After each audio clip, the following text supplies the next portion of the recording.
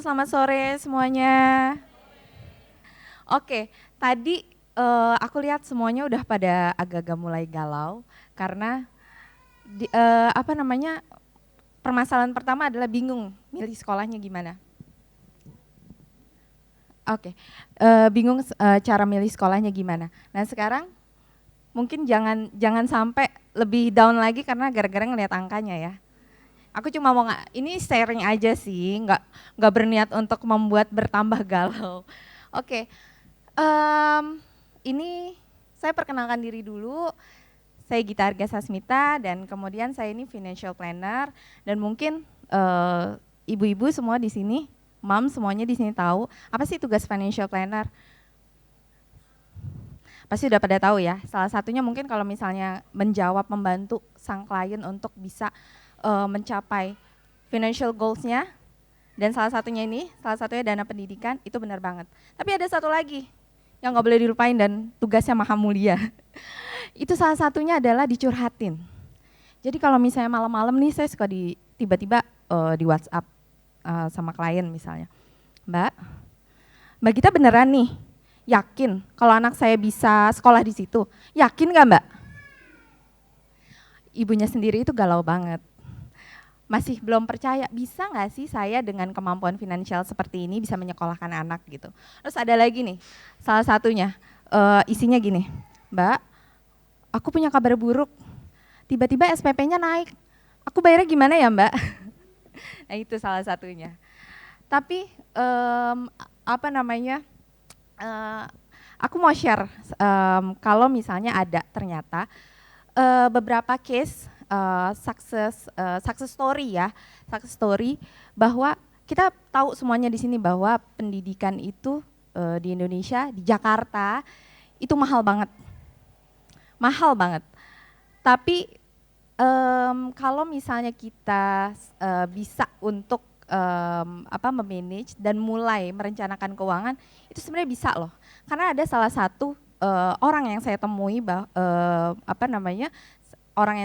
bahwa dia dengan gaji sebenarnya nggak terlalu besar, tapi dia bisa loh menyekolahkan anaknya, merencanakan anaknya sudah berhasil dari tingkat playgroup sampai dengan kuliah dengan biaya sekolah yang ternyata hampir setengah dari gajinya. Ada loh. Jadi moms di sini nggak usah khawatir. Cuma ada caranya memang, ada strateginya. Dan case lainnya lagi adalah dengan gaji tinggi, tapi ternyata selama ini membayar sekolah dengan cicilan kartu kredit. Itu ada juga. Jadi sebenarnya semuanya kembali kepada kita masing-masing. Nah step pertama tadi pasti udah diajarin sama Mbak Diana, sama Mbak Siska bahwa kita tuh harus tahu dulu nih, sekolahnya mau di mana sih? Udah ngobrol belum sama pasangan, sama suami, sama ayahnya mau sekolah di mana? Apa dua-duanya masih galau? Kalau tadi sih banyak yang masih bingung ya mau sekolah di mana. Tapi step pertama tahu dulu sekolahnya mau di mana. Terus kemudian sudah pernah survei sekolahnya belum? Udah pernah nanya misalnya datang ke satu sekolah yang memang diinginkan, terus nanya uang pangkalnya berapa? Terus kemudian field tripnya berapa, uang bukunya, uang seragamnya, dan lain-lain. Dan salah satu yang nggak boleh dilupain adalah kalau misalnya kita masuk ke satu sekolah, kenali lingkungannya, lingkungan sosialnya bagaimana. Karena misalnya biaya sosial itu beda-beda di setiap sekolah. Misalnya di satu sekolah ulang tahunnya harus standarnya seperti ini. Itu kan juga bisa menjadi pertimbangan kita untuk membuat budget sekolah. Nah, oke. Tarik napas dulu. Ini adalah salah satu survei dari ini survei yang saya lakukan. Ini biasanya SD yang dipilih sama orang tua nih. Biasanya favoritnya di sini. Mungkin mom semuanya ada salah satu yang menjadi pilihan. Ini saya coba rangkum. Untuk ini biaya uang pangkalnya aja ya, uang pangkalnya saat ini, terus kemudian kita tahu ya kalau sekolah itu pasti setiap tahun naik, setiap tahun ada inflasi. Dan kemudian ini perkiraan biayanya kalau misalnya anaknya 5 tahun lagi mau masuk SD. Jadi which is kalau misalnya sekarang usianya 1 tahun itu harus sudah mulai dipersiapkan karena 5 tahun lagi masuk SD. Ini kuliahnya. Kalau tadi SD, ini kuliahnya. Udah difoto atau dicatat? Nah, gimana? Ada yang mau minta tisu sama saya? Ada yang mau nangis? Enggak dong, jangan. Soalnya kan mau datang ke sini soalnya harus dengan optimis ya. Nah, jangan jadi pengen nangis kayak Mbak ini nih. Karena inflasi pendidikan Indonesia ternyata mencapai 15% per tahun.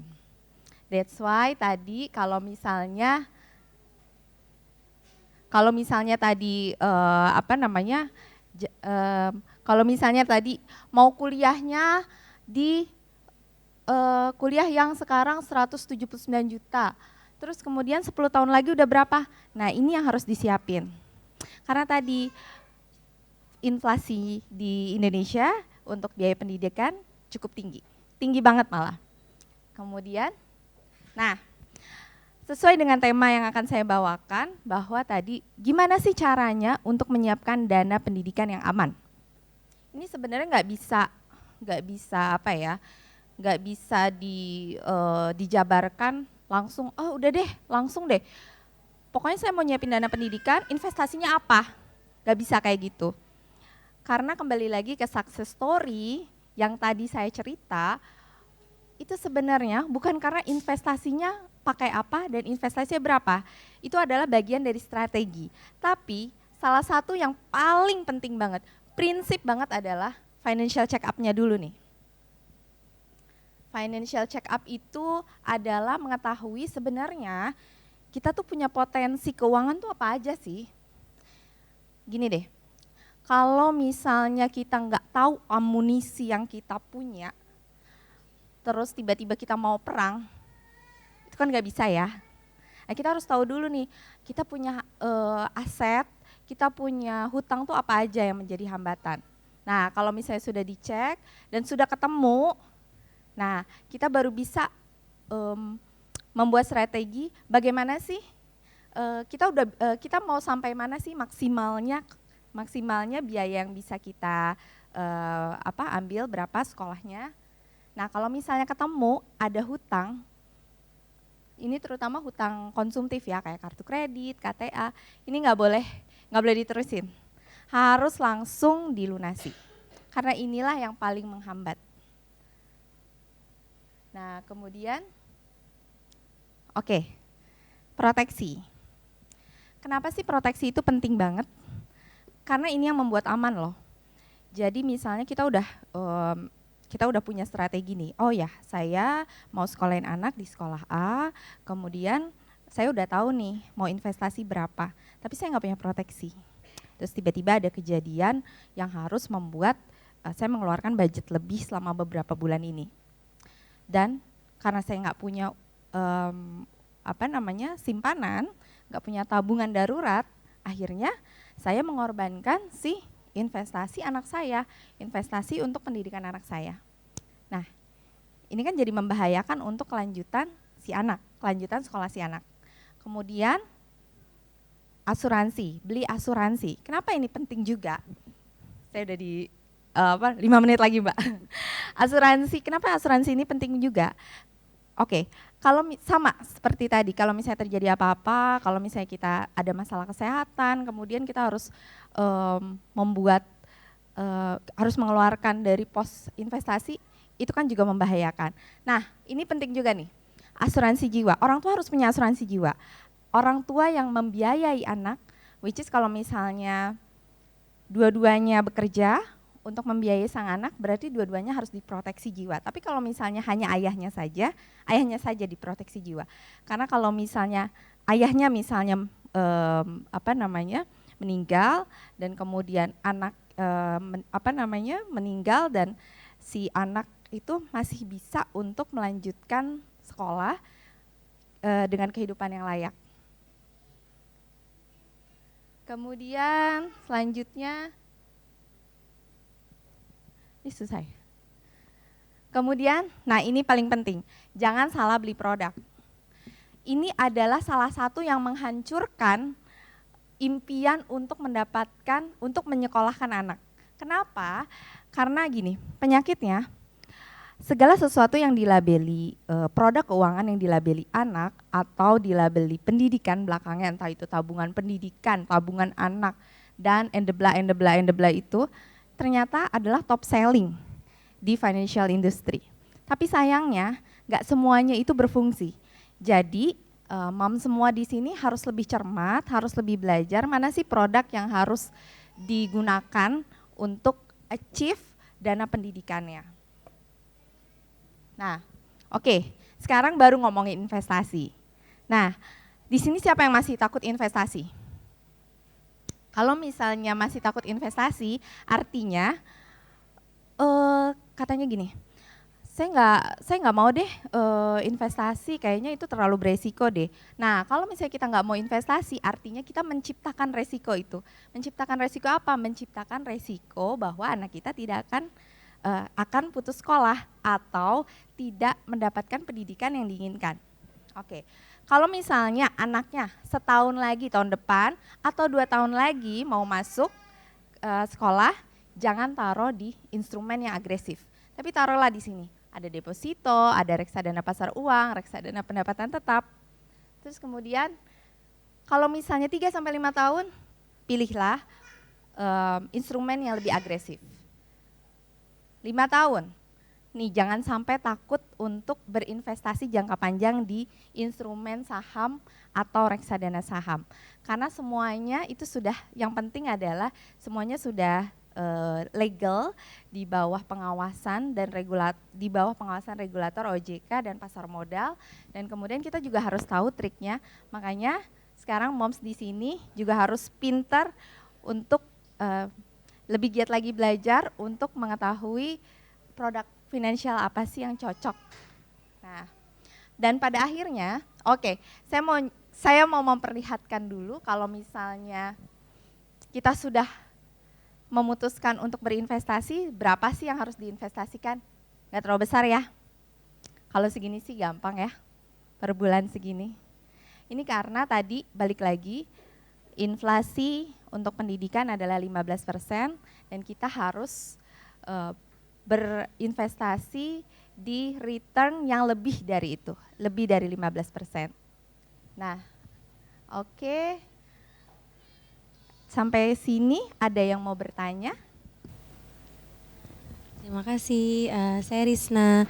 Di sini saya yang mau tanyakan perbedaan dari reksadana pasar uang, terus reksadana pendapatan tetap sama yang lebih dari 5 tahun tadi kan ada nabung saham atau reksadana saham, itu bedanya apa? Terus saya juga baru tahu kalau misalkan di Bukalapak kan juga ada namanya Bukareksa ya kalau nggak salah. Nah itu peluangnya seperti apa dan untuk maksudnya untuk keluarga orang yang baru menikah gitu, baru punya anak untuk di bawah 1 tahun dan kayaknya masih untuk sekolah masih 5 tahun. Masih 5 tahun lagi ya? Iya, terima kasih. Oke, anaknya sekarang umur masih di bawah 1 bulan. tahun, Iya. 7 bulan.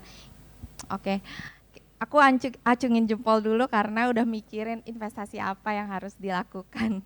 Oke, jadi kalau misalnya bedanya reksadana pasar uang dan reksadana pendapatan tetap, bedanya adalah di dalamnya adalah portofolio. Kalau misalnya reksadana pasar uang itu isinya adalah portofolio yang mayoritas adalah deposito, jadi kumpulan deposito. Kalau reksadana pendapatan tetap mayoritas isinya portofolionya di dalamnya itu adalah obligasi. That's why kenapa dua-duanya aman untuk 1-2 tahun. Untuk tujuan 1-2 tahun gitu.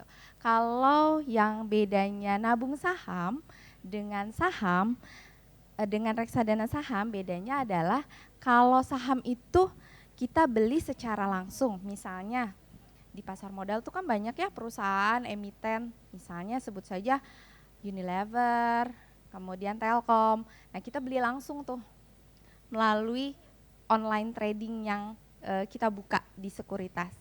Tapi kalau reksadana saham kita mempercayakan manajer investasi yang mengelola reksadana untuk membeli portofolio yang isinya mayoritas adalah saham gitu. Nah kalau misalnya mbaknya anaknya di bawah 1 tahun, terus kemudian kalau misalnya investasi buat SD berarti kan masih panjang tuh, masih di atas 5 tahun, boleh tuh buka reksadana saham atau membeli saham langsung gitu. Kan kalau di Bukalapak kan ada Bukareksa, setahu saya tuh kalau Bukareksa itu kita langsung beli ya, iya ya, dan itu apa namanya, kalau nggak salah per bulannya tuh dan dibebaskan semaunya kita, itu seperti apa ya resikonya atau keuntungannya? Oh gitu. Mungkin Bukareksa itu bisa membeli reksadana melalui Bukalapak ya. Oke, mungkin ada beberapa reksadana yang dijual di Bukalapak. Kemudian kita bisa membeli di situ. Kita menentukan sendiri berapa sih per bulannya. Itu seperti kalau misalnya di bank itu seperti tabungan perencanaan. Pernah dengar nggak? Tabungan perencanaan yang kita menentukan sendiri per bulannya mau berapa, 100.000, 200.000, 300.000 gitu. Jadi nanti tinggal isi aja formnya mungkin di situ, dan reksadananya kita yang pilih. Karena pasti ada banyak reksadana yang bisa dipilih. Dan jenis-jenisnya juga pasti banyak banget, ada reksadana saham, ada reksadana campuran, kemudian ada reksadana yang tadi, reksadana pasar uang atau tetap gitu. Sebenarnya pembahasan mengenai investasi itu memang panjang banget ya, memang harus mendetail banget, tapi mungkin karena waktunya agak sedikit, jadinya kita agak cepat. Oke, terima kasih. Terima kasih teman-teman di sini, mam semuanya di sini. Saya pamit. Wassalamualaikum warahmatullahi wabarakatuh. Buka aja Bukalapak.